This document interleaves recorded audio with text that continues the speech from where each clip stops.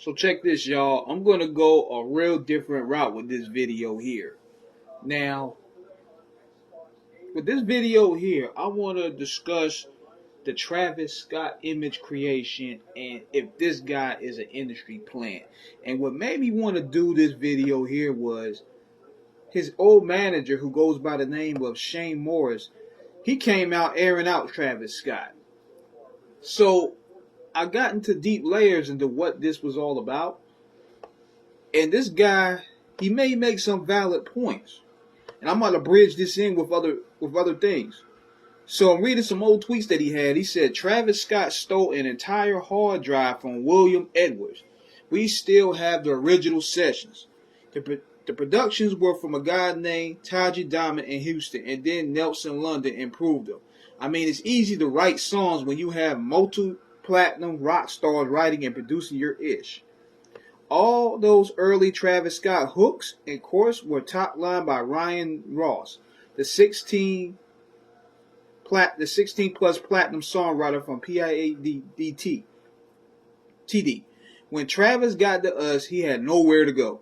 All these interviews he gave, all lies. He said he'd never been in the dungeon or word.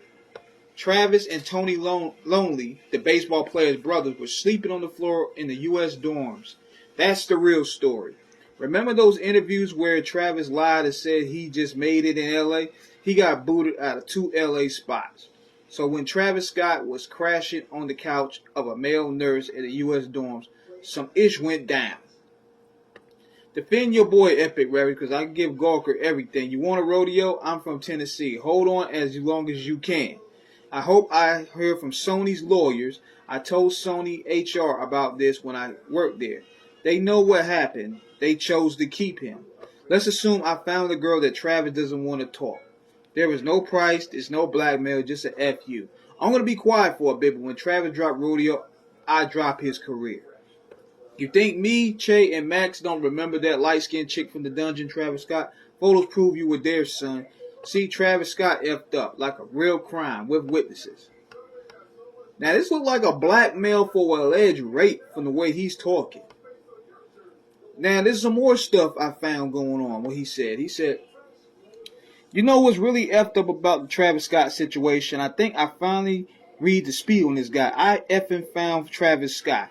He won't tell anyone that, but I was the guy who set up with every single media outlet. Everyone in hip-hop. Everyone in magazine land. Free studio time. Everything. I first started talking to Travis Scott after he sent me some music in early January of 2010. He sent me some pre-mixed stuff from before his album Cruising with Travis and Jason.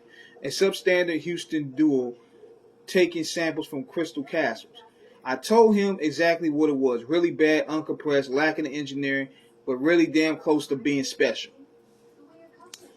We talk on the phone every now and then. I give him tips. When I started talking to Travis, he needed a lot of help. I guided him when no one else was around. Finally, Travis sent me That Bitch Crazy in August of 2011. 17 months later, after we exchanged our first email, that song was the first everything finally clicked for him. Immediately, I posted it on Earmilk. I called Jimmy Yokin with Good Music All Day and said, this is fire, post it. He posted it. I contacted Ill Roots and said, guys, this dude is special. Post it. Mike posted it. I called my friends at Virgin Records and said, hey, this is the best thing ever. Be on it. By the end of the week, I probably got contacted a solid 50 big blogs, media outlets, and friends. People like Rudy Rock from New York, from iHip-Hop. I will tell anyone who will listen. Travis Scott is something special. I remember playing his music for friends and them just being blown away.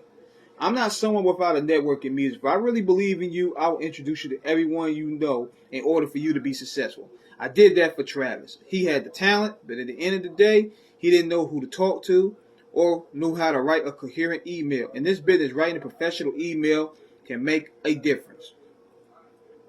Now, he goes on here and he said, throughout the winter of 2011, I worked with Travis. I met up with him in mid-December in Houston. We went out with Tony Lonely with a camera, and we talked about music. It was going to be for a documentary, and Travis will be a big part of it. I remember going into that girl who read Earmilk at the Fat Burger. She recognized me and noted about me, saying Travis must have said swag at least 20 times in 2 minutes. Well, let's go on a little bit more. Now this guy go into detail about how he basically left him for dead. He said, but you want to know a shitty character move? You want to know what low grimy motherfucker Travis Scott is? One late night, we were down at the dungeon, up late, having a party. Music was playing.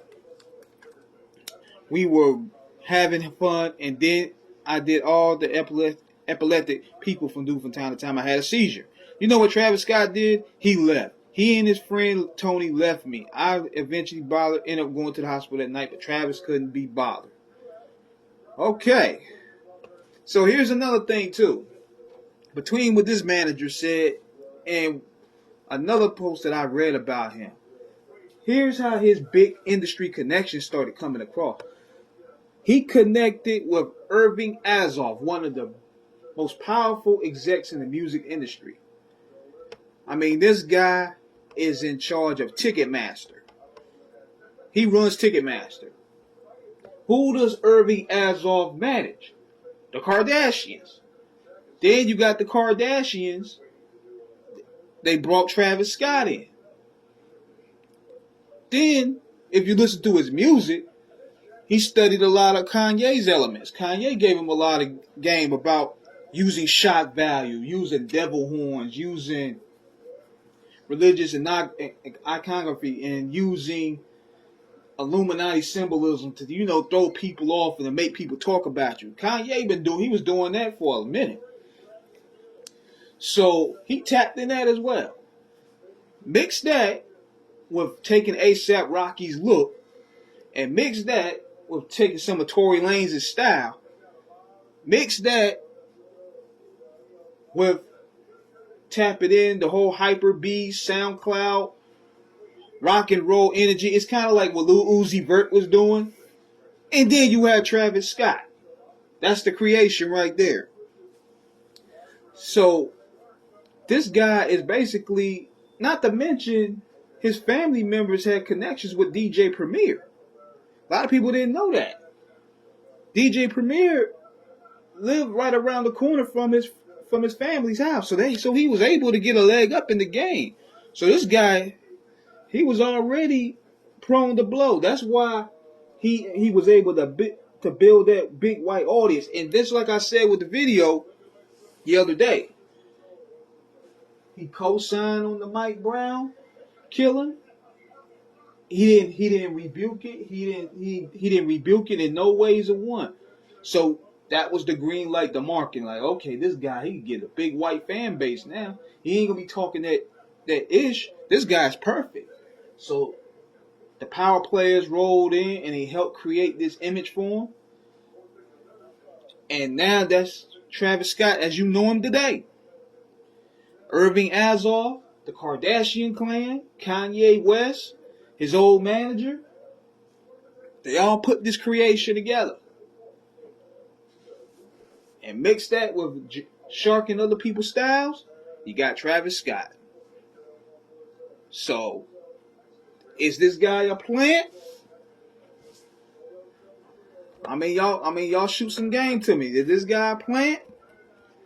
Now, before I go, I'm gonna give y'all the definition of industry plant.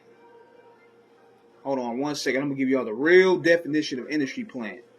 The common definition of an industry plant is an artist who had a major indie label backing their movement, but presents themselves as a homegrown startup label to create a pseudo organic following.